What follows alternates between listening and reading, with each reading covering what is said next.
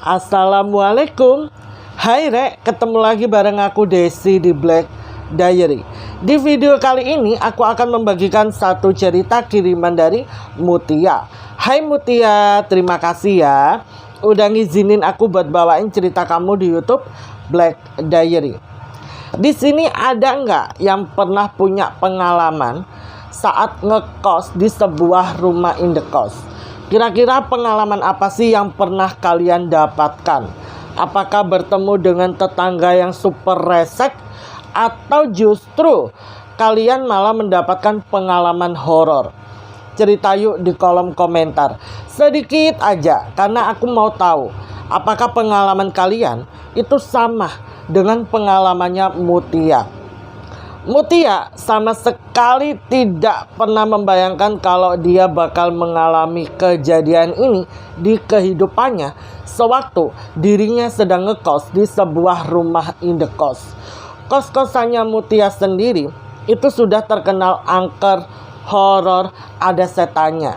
Lah kali ini itu makin angker setelah terjadi sebuah kejadian yang menimpa salah satu penghuni kos yang kamarnya itu sebelahan sama kamarnya Mutia. Dan orang ini ditemukan meninggal dunia di dalam kamarnya. Kos-kosannya Mutia jadi makin horor setelah kejadian itu terjadi. Jujur ceritanya cukup seru dan aku yakin pasti kalian sudah penasaran. Jadi kita nggak usah berlama-lama di intro. Mari kita langsung masuk saja ke ceritanya. Habis itu Mutia kan bebersih nih ya kan. Dia mulai ganti bajunya, dia mulai cuci muka, dia mulai pakai skincare, terus dia nyalakan Netflix, dia bersiap buat tidur. Tapi ada yang mengganggu nih. Mutia itu kan terbiasa tidur dengan lampu padam ya. Dia nggak bisa tidur sama lampu menyala. Sampai pada suatu ketika di hari itu lampu kan sama si Mutia dimatiin, cetek. Si iPadnya ini nyala. Dia kan mau ngeplay salah satu film di Netflix. Tiba-tiba ada yang mainin iPadnya. Mutia tuh awalnya kaget ngelihat padnya kok ngeplay sendiri. Pas dia amatin, kok kayak ada yang nombol-nombol, ya kan? Karena bulu kuduknya sudah mulai merinding, dia nyalakanlah lampunya lagi. Pas lampu nyala, cetek, tiba-tiba iPadnya itu ngeplay film horor. Buru-buru lah si Mutia matiin. By the way, Mutia itu nggak suka film horor karena dia tahu dia penakut, makanya dia nggak mau sok-sokan nonton film horor. Dan selama dia nonton Netflix, dia tuh hampir nggak nyentuh film horor. Lah ini tiba-tiba ngeplay sendiri film horor. Apa nggak merinding tuh? Mutia di situ ragu buat tidur. Dia merasa bahwa kayaknya kamarnya ini ada seseorang yang tidak beres ada di dalam sini. Dia di situ niatnya mau nyalain murotal Al-Quran. Pas dia mau ngeplay ya murotal Al-Quran di iPadnya, tiba-tiba dia ngedenger ada suara seorang perempuan yang nangis. Terus kayak ada sedikit perdebatan di situ. Jadi si cewek ini nangis sambil bertengkar entah dengan siapa. Mungkin lewat telepon. Karena pas Mutia amatin sumber suaranya itu berasal dari kamarnya Mbak Lina. Mutia keluar dari kamar, lorong lantai 2 itu hening. Terus dia nempelin telinga di depan kamarnya Mbak Lina.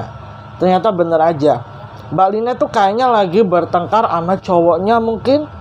Nggak tahu deh memperdebatkan apa. Karena setelah itu Mbak Lina sedikit berteriak dan Mbak Lina ngomong, yaudah matiin aja teleponnya, nggak usah telepon aku lagi. Dan seketika si Mbak Lina ini nangis dengan suara tangisan yang histeris. Suara tangisannya Mbak Lina ini juga membuat seorang penghuni kos di kamar 15 keluar. Pas penghuni kos nomor 15 tuh keluar ngelihat ke Mutia, tanya ada apa. Mutia jawab, nggak tahu Mbak, nggak tahu gitu. Sambil kayak ngomong yang nggak ngeluarin suara gitu loh. Ya udahlah, Mutia disuruh balik ke kamar. Mbak itu pun balik ke kamarnya. Tapi di dalam kamar Mutia merasa Kasihan banget ya Mbak Lina. Apa dia lagi ada masalah besar nih, sampai dia semarah itu, terus nangis sehisteris ini. Tapi pelan-pelan Mbak Lina itu udah nggak kedengeran nangis lagi. Sampai di keesokan paginya, si Mutia ini mau jogging, papasan tuh sama Mbak Lina yang mau berangkat kerja. Disapa dong sama Mutia, "Mbak, mau kerja?" Ya Mbak Lina ini masih ramah, tapi kelihatan banget kalau dia tuh agak banyak pikiran, plus matanya itu udah bengap kayak orang habis nangis seharian. "Iya, duluan ya Mut." "Oh ya Mbak, hati-hati ya," gitu. Mbak Lina pergi, Mutia jogging lah. Habis itu jam 9 Mutia balik, dia sarapan lah di meja makan. Ternyata di meja makan tuh udah banyak orang. Banyak mbak-mbak yang kerja shift siang. Si Mutia ikut nimbrung lah sambil sarapan, kan dia belum sarapan tuh. Di situ juga ada Mbak Murni. Salah satu mbak-mbak kos sebenarnya namanya Mbak Monik itu bilang begini, "Weh, Mutia, kamu semalam denger kan kalau Lina itu nangis lagi. Aku tuh pusing. Hampir 2 mingguan ini, tiap malam Lina tuh pasti bertengkar sama cowoknya. Terus dia nangis.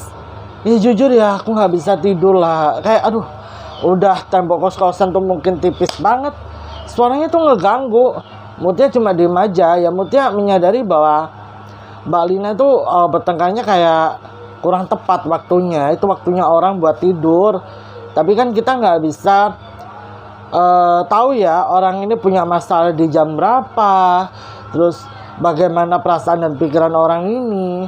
Jadi Mutia memilih untuk nggak mau ikut campur. Selesai dia sarapan, dia masuk ke kamar.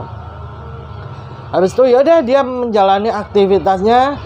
Dia siang sempat keluar makan di kosan, terus habis gitu sore dia sempat tertidur tuh. Siang hari nggak ada apa-apa. Sore dia mandi, dia keluar, ketemu lagi sama Mbak Lina yang baru aja pulang kerja. Kali ini nampaknya Mbak Lina itu cukup cukup happy dari tadi pagi. Terus Mbak Lina sempat nyapa Mutia. Mbak Lina bilang, "Mut, nggak usah beli makan malam. Nih aku udah beli makan. Tapi makan di kamarku ya," kata Mbak Mutia. Kata Mbak Lina. Dalam hati Mutia kayak nggak enak gitu loh. Dia kan orang baru ya di sini. Terus udah dibeliin makan lagi, kayak ngerepotin. Mbak Lina bilang, "Udah nggak apa-apa, ayo ya, yuk. Tapi aku ganti baju dulu ya. Nanti kalau aku udah siap, aku panggil kamu di kamar." Ya udahlah, Mutia naik lagi tuh, ya kan. Terus Mbak Lina ini manggil dia, Mutia keluar dong. Dia masuklah ke kamarnya Mbak Lina. Mereka berdua makan nih di kamarnya Mbak Lina. Memang nggak ada aturan sih di kosan ini. Kalau mau makan di dalam kamar juga nggak apa-apa kok gitu. Pokoknya sampahnya harus dibuang di sampah depan pintu. Nggak boleh dibiarin berlama-lama di dalam kos-kosan. Saat makan itu mereka sambil nonton film. Nah, Mbak Lina ini kan suka banget nonton drakor. Setelah selesai makan, tiba-tiba Mbak Lina itu bilang gini ke Mutia, "Mut, aku boleh cerita nggak?" "Cerita apa Mbak?" "Cerita aja nggak apa-apa. Tapi kamu jangan ember ya." "Oh aman, tenang aja." Mutia kan juga udah selesai tuh makannya. Drakornya di pause lah. Mbak Lina cerita kalau Mbak Lina itu lagi dilema nih sama pacarnya. Ditambah mereka berdua ini rencananya mau nikah bulan depan. Apa yang membuat Mbak Lina ragu sama pacarnya? Mbak Lina itu sempat memergoki pacarnya ini jalan sama anak kos-kosan. Kalian masih ingat sama Mbak Linda? Ya, Mbak Linda ini salah satu penghuni kos yang ada di lantai 1. Ternyata Mbak Linda sama Mbak Lina itu kerja di tempat yang sama. Dan pacarnya Mbak Lina ini adalah supervisor di departemen store itu. Mbak Lina yang cinlok sama pacarnya itu ngerasa bahwa pacarnya ini tipe cowok idamannya. Tapi setelah pacaran 1,5 tahun lamanya, Mbak Lina menyadari bahwa pacarnya ini mulai berubah setelah kedatangan karyawan baru, yaitu Mbak Linda. Nggak taunya Mbak Linda ini juga ngekos di tempat yang sama. Mbak Lina yang biasanya selalu diajak makan siang bareng sama pacarnya, lah Mbak Lina malah kali ini ngelihat pacarnya makan siang bareng sama Mbak Linda. Di situ Mbak Lina yang sudah merasa cemburu, ngempet ada 1 bulan lamanya, awalnya tuh ngelabrak Mbak Linda, ya kan? Mbak Linda bilang kalau Mas ini itu pacar dia. Mbak Linda ternyata tahu, malah tanya, lah terus kenapa kalau itu pacar kamu? Emang aku nggak boleh makan siang sama pacar kamu? Kan dia juga atasan aku, wajar-wajar aja dong. Toh kami nggak ada hubungan apa-apa. Jawabnya Mbak Linda. Mbak Lina masih nggak terima. Terjadilah pertengkaran di situ antara Mbak Lina dan Mbak Linda. Terus Mbak Linda ngelapor lah ke Mas ini. Mas ini ngedebat Mbak Lina, merasa bahwa Mbak Lina ini terlalu berlebihan ke Mbak Linda, dan pacarnya itu nggak suka kalau Mbak Lina itu begitu ke Mbak Linda. Ada kali 2 minggu lamanya Mbak Lina ini selalu bertengkar sama pacarnya. Pacarnya itu jarang hubungin dia, terus jadi jauh dari dia. Dan sedangkan seluruh anak kos-kosan itu nggak ada yang tahu tentang pertengkaran mereka ini di atas dasarkan seorang cowok. Yang mereka tahu ya si Lina sama Linda itu bertengkarnya masalah sepele. Jadi nggak ada yang tahu tuh satupun penghuni kos bahwa si Mbak Linda ini kayak berusaha merebut pacarnya Mbak Lina. Yang tahu, baru tahu ini ya si Mutia doang, karena diceritain sama Mbak Lina. Mbak Lina itu sudah capek banget ngejalanin hubungan bareng pacarnya. Mbak Lina mutusin buat ngajak bubaran, kita putus saja. Tapi pacarnya nggak mau, nggak tahu kenapa gitu loh. Nggak mau diputusin, tapi nyakitin. Mbak Lina kan bingung ya ngelihat sikap pacarnya ini. Sampai akhirnya Mbak Lina ini mulai mencoba mengimbangi sikap pacarnya yang mulai cuek. Pacarnya malah nggak terima kalau Mbak Lina cuek. Terus Mbak Lina yang capek banget di situ, semalam itu adalah puncaknya. Dia bilang ke pacarnya bahwa udah nggak usah hubungin aku lagi, karena memang dia udah nggak mau berhubungan lagi sama laki-laki toksik itu. Dia pengen hidupnya tenang. Kalau memang laki-laki itu bukan jodohnya dan bulan depan mereka batal nikah, Mbak Lina nggak masalah. Daripada Mbak Lina harus hidup serumah dengan laki-laki seperti itu. Tapi sebelum hal itu terjadi, beberapa hari yang lalu, Mbak Linda itu memprovokatori teman-teman kerjanya untuk untuk memusuhi Mbak Lina. Jadi di tempat kerja Mbak Lina itu dibuat nggak nyaman, dibuat nggak betah, dibuat pusing gitu loh, karena teman-temannya ini lebih percaya ke ceritanya Mbak Linda. Kenapa Mbak Linda bisa bersikap seperti itu? Ada satu teman kerjanya Mbak Linda yang baik banget, sebenarnya namanya Mbak Susi. Mbak Susi inilah yang memberitahu Mbak Linda kalau alasan Linda memprovokatori orang-orang ini buat membenci Mbak Linda adalah cowoknya Mbak Linda itu udah nggak dekat lagi sama Mbak Linda, seperti kayak menjaga jarak gitu loh. Dan Mbak Susi ini tahu tentang perselingkuhan atau kedekatan antara pacarnya Mbak Linda dengan Mbak Linda. Makanya Mbak Susi ini selalu berada di pihaknya Mbak Lina. Di situ Mbak Susi pelan-pelan memantau. Tapi kalau andai kata yang diomongkan Mbak Susi benar, Mbak Lina justru merasa pacarnya ini belum ada perubahan. Nggak tahu deh, sengaja menjauhi Mbak Linda ini untuk benar-benar memperbaiki hubungannya dengan Mbak Lina, atau justru ada perempuan lain. Karena di sudut pandangnya Mutia maupun Mbak Lina, orang berselingkuh itu habit. Dia nggak akan bisa berubah kecuali dipatok 2. Paham kan kalian maksudku? Akhirnya di situ Mbak Susi yang sudah memberitahu Mbak Lina mencoba biasa aja, tapi ya namanya dibenci hampir sama seluruh teman kerja itu kan nggak enak ya. Makanya hal itu kadang sampai terbawa sama Mbak Lina di kehidupan kosnya. Mbak Lina itu jadi jarang ngumpul sama teman-teman, apalagi kalau di situ ada Mbak Linda. Kecuali kejadian di malam hari saat Mutia pertama kali tinggal di kos-kosan ini. Untuk kali pertamanya, Mbak Lina dan Mbak Linda duduk di meja makan yang sama gitu loh. Wah, ngedengar cerita itu, si Mutia ini merasa kasihan sama Mbak Lina. Kok ada ya orang sejahat itu sama kamu, Mbak? Nggak tahulah, Mut. kadang kita hidup di dunia itu pasti bertemu dengan beragam macam orang. Salah satunya ya Linda sama pacarku ini. Kita pasti bertemu dengan orang-orang seperti mereka. Cuman aku rasanya tuh udah gak kuat kalau harus hidup di circle yang sama mereka. Aku pengen ngejauh, aku pengen pindah kerja deh Mut. Ya udah nggak apa-apa Mbak, kalau memang kamu udah ada batu loncatan kerjaan, pindah aja.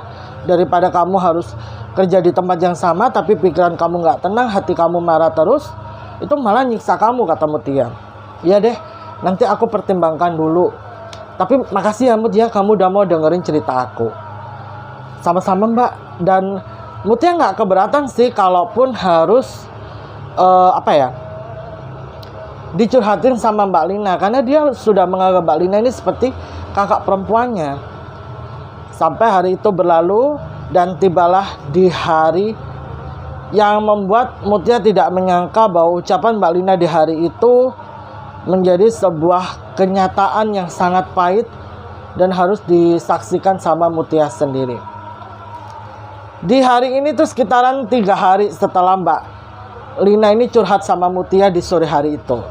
3 hari kemudian, Mutia ini kan hari pertama dia kerja. Dia pulang sore, sekitaran jam 4 dia tiba di kosan. Dia papasan sama Mbak Lina. Tapi kali ini Mbak Lina tuh kayak terlihat buru-buru masuk ke dalam kamar kosan. Matanya tuh udah sembab, hidungnya merah, dia tutup pakai jaketnya. Dia lari masuk ke dalam kamar. Terus gak berselang lama, Mbak Linda datang. Mutia yang tahu karakternya Mbak Linda dari Mbak Lina merasa bahwa pasti Mbak Lina ini ada apa-apa karena Mbak Linda nih.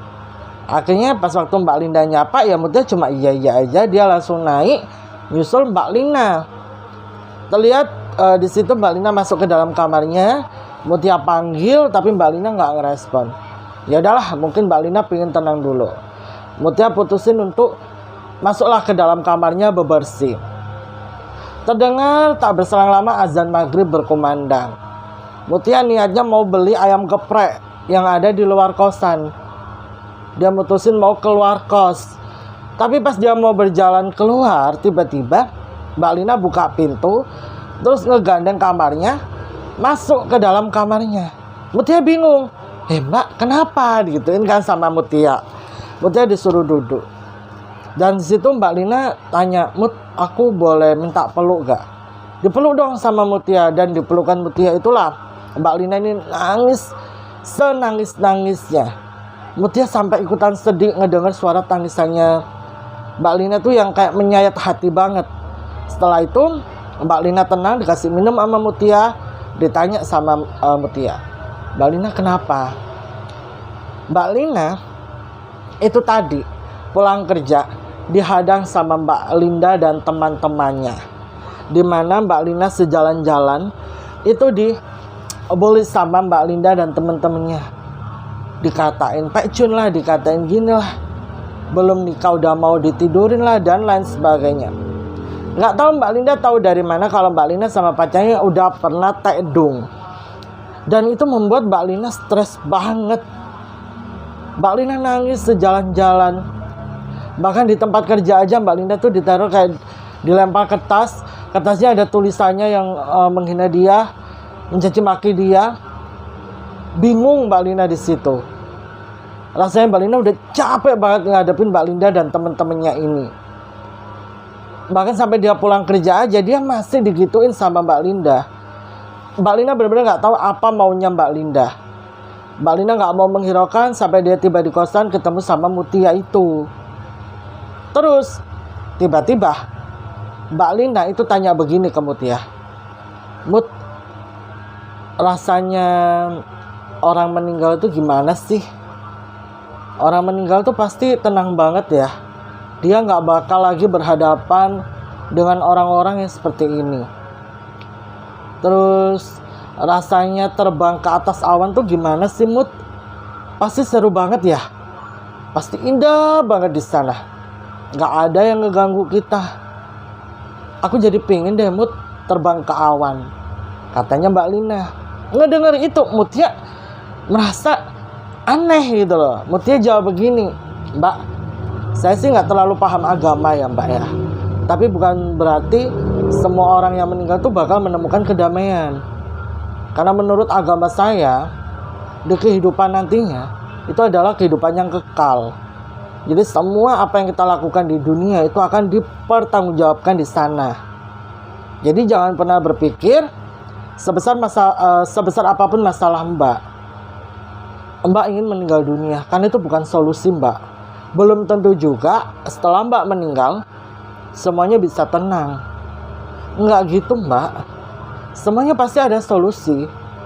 Toh kalau Mbak butuh bantuan, aku bisa kok. Mbak tinggal sebutin aja, Mbak mau butuh bantuan apa, aku bantu. Tapi jangan ngomong kayak gitu lagi ya Mbak ya. Aku nggak suka, itu kata Mutia. Mbak Lina langsung nangis, dipeluk sama Mutia. Udah, gak usah nangis lagi. Kita cari makan yuk, aku lapar. Akhirnya di situ Mutia sama Mbak Lina ini keluar cari makan. Setelah makan, Mbak Lina ini kelihatan kayak nggak banyak ngomong gitu loh, nggak kayak Mbak Lina biasanya. Ya Mutia paham, mungkin Mbak Lina masih kepikiran tuh gimana. Berkali-kali Mutia itu ngusap pundak kirinya Mbak Lina, kayak nenangin Mbak Lina gitu. Dan setelah makan, Mbak Lina minta izin buat masuk ke kamar buat istirahat. Mutia izinkan. Tapi sebelum Mbak Lina nutup pintu kamar, sama Mutia dipeluk. Terus Mutia menyemangati Mbak Lina. Terakhir Mutia bilang, Mbak, kamu harus tetap hidup ya. Kamu harus sehat, kamu harus panjang umur. Kita harus sukses ya Mbak. Kita harus sukses bareng. Nanti aku bantu Mbak cari batu loncatan kerjaan yang justru bisa mengangkat atau memberikan jenjang karir yang baik untuk Mbak. Pokoknya Mbak harus semangat, jangan pernah nyerah. Apapun, sebesar apapun masalah Mbak, semuanya pasti ada solusi. Masih ada aku Mbak, masih ada teman-teman yang lain yang baik. Mbak jangan memikirkan hal-hal yang seperti itu lagi. Jangan pernah terfokus doang sama orang-orang yang jahat sama Mbak. Masih banyak kok orang-orang yang sayang, orang-orang yang baik sama Mbak. Percaya deh, Allah nggak tidur. Habis itu ya deh, Mbak Lina masuk ke kamarnya, Mutia masuk ke kamarnya. Sampai di keesokan harinya, Mutia bangun mau berangkat kerja. Dia nggak ngelihat Mbak Lina. Mikirnya Mutia, oh Mbak Lina paling udah berangkat kerja. Karena Mutia tahu seminggu ke belakang itu jadwal kerjanya Mbak Lina adalah shift pagi. Oh mungkin Mbak Lina udah berangkat kerja kali. Niatnya kan mau diajak barengan tuh. Yaudahlah, Mutia berangkat kerja sendiri. Sampai 3 hari, 4 hari lamanya Mutia ini nggak ketemu sama Mbak Lina. Mutia nyadarin bahwa kok akhir-akhir ini dia nggak papasan ya sama Mbak Lina. Mbak Lina masa perginya sepagi itu, pulangnya semalam itu. Malam juga jam berapa dia nggak pernah ngedenger. Kalau malam hari ini ya, pintu kamarnya Mbak Lina itu kebuka, ketutup itu nggak, kayak hening aja gitu. Nggak tahu deh, Mutia nggak mikir aneh-aneh gitu. Mungkin Mutia tuh mikirnya mungkin Mbak Lina butuh waktu sendiri. Sampai di hari keempat ini Mbak Lina nggak ada kabar kan. Mutia tuh mau beli makan malam keluar. Tiba-tiba di ruang tamu Mutia tuh ngelihat Mbak Murni, ibu kos, lagi ngobrol sama sepasang suami istri. Dan ada seorang cowok, kemungkinan tuh anaknya. Habis itu Mutia manggil Mbak Murni. Mutia tanya, Mbak, ibu kos tuh lagi ngobrol sama siapa? Mbak Murni jawab, itu orang tuanya Lina. Itu adiknya Lina. Lina itu loh 4 hari ini nggak ada kabar. Biasanya sehari sekali itu pasti telepon ibunya. Nah ini ibunya udah nggak ditelepon 4 hari. Ya terhitung hari ini 4 hari nggak ada kabar itu Lina. Tadi ibu kos udah gedor-gedor pintunya, tapi kayak nggak ada respon. Masa Lina belum pulang? Kalau shift pagi, Lina pasti udah pulang. Ini bentar lagi adiknya sama ibu kos mau ke tempat kerja. Mau mastiin Lina ada nggak. Takutnya Lina kabur. Karena terakhir dia telepon ke adiknya kalau dia tuh lagi bertengkar hebat sama pacarnya. Oh gitu ya Mbak. Pantesan akhir-akhir ini tuh aku nggak pernah ketemu sama Mbak Lina, kata Mutia. Iya kan? Kita loh nggak ada yang ngelihat Lina. Dia berangkat kerja jam berapa, pulang jam berapa juga nggak ada yang pernah lihat. Akhirnya ibu kos terlihat berdiri, naik motor, digonceng sama adiknya Mbak Lina. Pergilah ke tempat kerjanya Mbak Lina. Nggak berselang lama, pas Mutia selesai beli makan malam, Mutia balik ke kos, ibu kos sudah ada di situ. Bilang, kata Mbak Murni tuh, Mbak Lina ini nggak ada di tempat kerjanya. Nah terus kemana perginya Mbak Lina? Ibu kos udah punya feeling nggak enak. Ibu kos bilang ke Mbak Murni, Murni ambilin kunci cadangan kamarnya Lina. Loh kenapa Bu? Udah ambil aja. Sama linggis, kata ibu kos. Ibu kos di situ tanya ke adiknya Mbak Lina, kamu bisa buka kamar pakai linggis nggak? Oh bisa Bu. Oh yaudah, yuk kita naik ke atas. Oh anak-anak kos-kosan yang ada di kos pada hari itu rame banget. Pada bertanya-tanya kenapa nih, kenapa, ada apa? Termasuk Mbak Linda. Mbak Linda di situ menjadi satu-satunya orang yang tidak bereaksi berlebihan. Dan pas pintu kamarnya Mbak Lina berhasil dibuka sama ibu kos yang dibantu sama adiknya Mbak Lina. Astagfirullahaladzim. Semua orang dibuat terkejut manakala semua orang melihat tubuhnya Mbak Lina sudah di pintu kamar mandi dan kondisi tubuhnya Mbak Lina ini sudah memprihatinkan. Ibu kos di situ menjerit. Mutia juga, semua anak-anak Mbak Murni, apalagi orang tuanya Mbak Lina dan adiknya Mbak Lina yang shock banget mengetahui kondisinya Mbak Lina sudah seperti itu. Nggak pakai lama, Bapak polisi langsung ditelepon. Kamarnya Mbak Lina diamankan sebagai olah TKP. Jenazahnya Mbak Lina langsung dibawa ke rumah sakit untuk diotopsi. Pihak keluarga dan adiknya Mbak Lina ini ikut. Seketika kejadian itu menghebohkan area kos-kosan. Semua anak nggak nyangka termasuk Mutia kalau hal ini menjadi keputusan Mbak Lina. Dan seketika juga Mutia teringat dengan apa yang dikatakan Mbak Lina pada malam itu. Mutia tidak menyangka bahwa semangat yang dia berikan, kata-kata positif yang dia berikan itu tidak bisa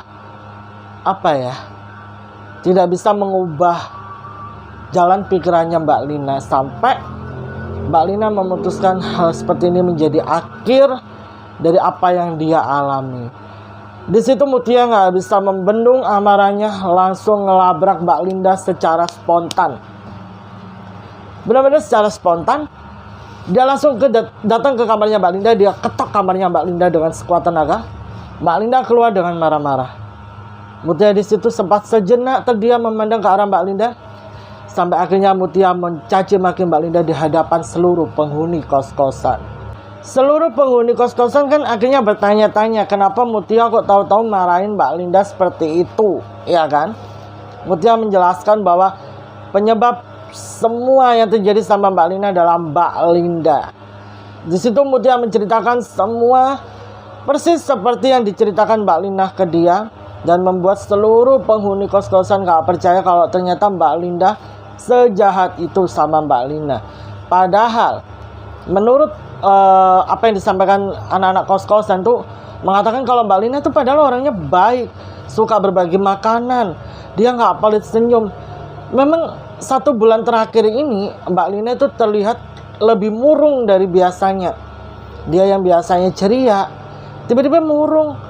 Apalagi setelah kedatangannya Mbak Linda di kos-kosan ini, dia jadi jarang nimbrung saat kami makan bareng di meja makan. Nggak taunya memang penyebabnya adalah Mbak Linda. Bisa ya kamu setega itu sama Mbak Lina. Padahal Mbak Lina itu orangnya baik banget, nggak pernah bikin masalah sama orang. Dia orangnya itu suka ketenangan, suka kedamaian. Nggak taunya ini orang mendatangkan huru-hara. Di situ Mbak Linda bukannya minta maaf atau menyesali perbuatannya, enggak, dia malah banting pintu masuk ke dalam kamar, membuat Mutia marah. Akhirnya ditenangin tuh sama anak-anak kos-kosan. Lah kok besok paginya kamarnya Mbak Linda ini udah kosong. Jadi Mbak Linda tuh udah pindah kos-kosan, nggak tahu pindah kemana. Kabarnya juga Mbak Linda udah pindah tempat kerja. Nggak ada malu emang ini orang ya. Setelah apa yang terjadi sama Mbak Lina, Mbak Linda malah pergi gitu aja. Akhirnya kamarnya Mbak Lina ini udah selesai jadi tempat olah TKP. Garis polisi udah bisa dilepas. Barang-barangnya Mbak Lina ini akhirnya diberesin sama Mbak Murni. Di situ Mbak Murni beres-beres tuh pas banget sama momennya Mutia pulang kerja. Mutia ngebantuin Mbak Murni, sampai sesekali dia nangis pas ngelihat fotonya Mbak Lina. Aduh, sedih banget di buffet. Terus Mbak Murni juga ngelap bekas cairan yang keluar dari tubuhnya Mbak Lina. Itu memang aromanya masih kecium kuat banget di kamar itu. Tapi Mutia merasa bahwa udahlah, ini udah biasa gitu kan. Maksudnya biasa tuh dia nggak menganggap serius gitu loh, nggak menganggap hal ini jadi seram. Tapi Mutia menyadari pas Mutia lagi bantuin Mbak Murni ngeberesin barang-barangnya Mbak Lina, Mutia tuh merasa kayak ada yang meluk dari belakang. Ih, sedih banget, dipeluk gitu. Terus ada suara yang berbisik di telinganya Mutia, dimana suara itu nyuruh Mutia buat ngambil buku diary yang ada di bawah rak TV. Mutia lihat, ternyata benar ada buku diary, diambillah sama Mutia. Mutia bilang sama Mbak Murni, "Mbak, aku masuk kamar bentar ya." Jadi buku diary itu dibawa sama Mutia. Terus Mutia baca di kamarnya.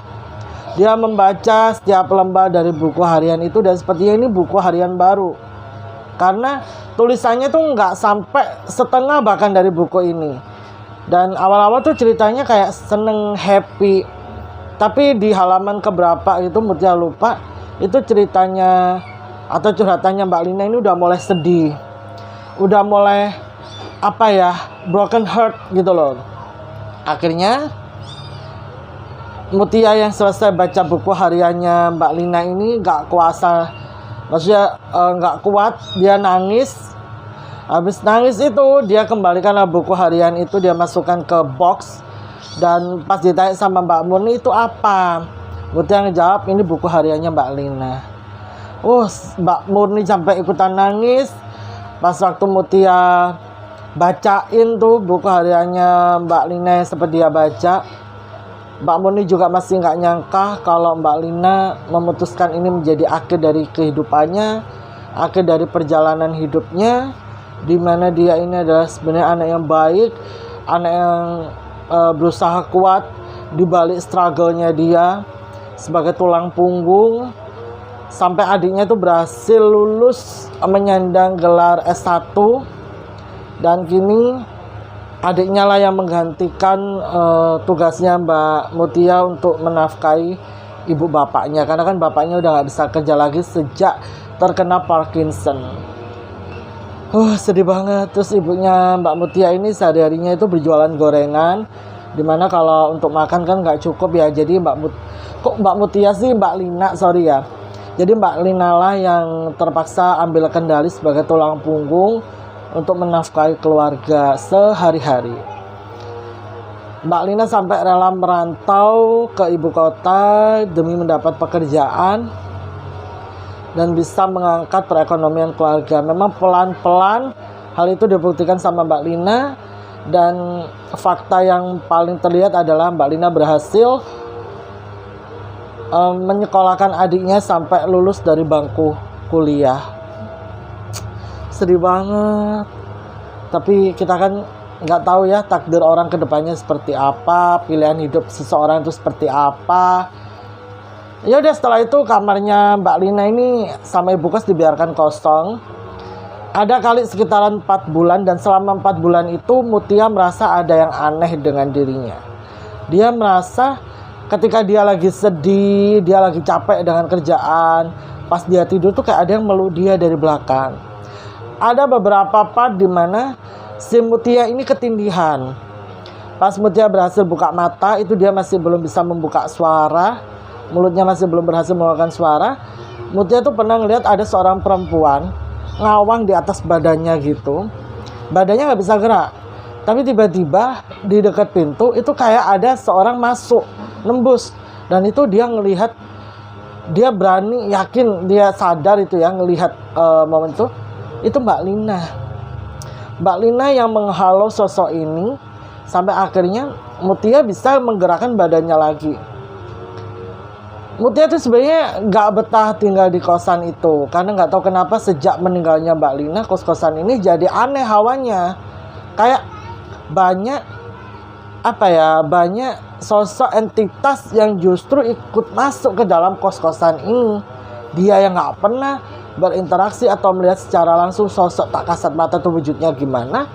Sejak Mbak Lina nggak ada, dia jadi bisa melihat mereka-mereka yang tak kasat mata, bahkan bisa berinteraksi. Tapi ya sekalipun dia merasa dilindungi dengan hadirnya sosok Mbak Lina, tapi wujudnya sudah seperti itu, cuman tetap membuat Mutia ini jadi jadi terganggu kehidupannya. Mutia merasa stres banget menghadapi satu persatu sosok-sosok yang nggak tahu, tiba-tiba kayak keluar masuk enak banget gitu loh di kamar kosannya dia. Sekalipun ya sesekali Mbak Lina tuh datang menghalau mereka keluar biar Mutia bisa istirahat. Tapi yang namanya Mutia hanya manusia biasa, dia mutusin untuk pindah kosan. Ya dia cari kos-kosan yang jaraknya dekat dari tempat kerja, tapi dia dapat harga mahal banget 1,7. Karena dia udah berpenghasilan, harga segitu buat dia udah nggak masalah ya. Jadi dia mutusin untuk pindah dari kosan itu ke kosan yang baru untuk ketenangan dirinya. Ditambah kosan yang baru ini dekat banget sama masjid. Jadi hawanya tuh lebih enak gitu loh, lebih positif dari kosan sebelumnya. Masih anak-anaknya tidak sehumble atau seramah anak-anak yang ada di kosan lamanya dia. Tapi kadang dia masih diperbolehkan sama Mbak Muni ibu kos buat main ke kosan lamanya, ngumpul sama anak-anak kos-kosan. Jadi ya Mutia hidupannya nggak sepi-sepi amat lah. Sebelum dia meninggalkan kos-kosan, dia tuh sempet izin sama Mbak Muni untuk masuk ke dalam kamarnya Mbak Lina. Ya pamitan lah.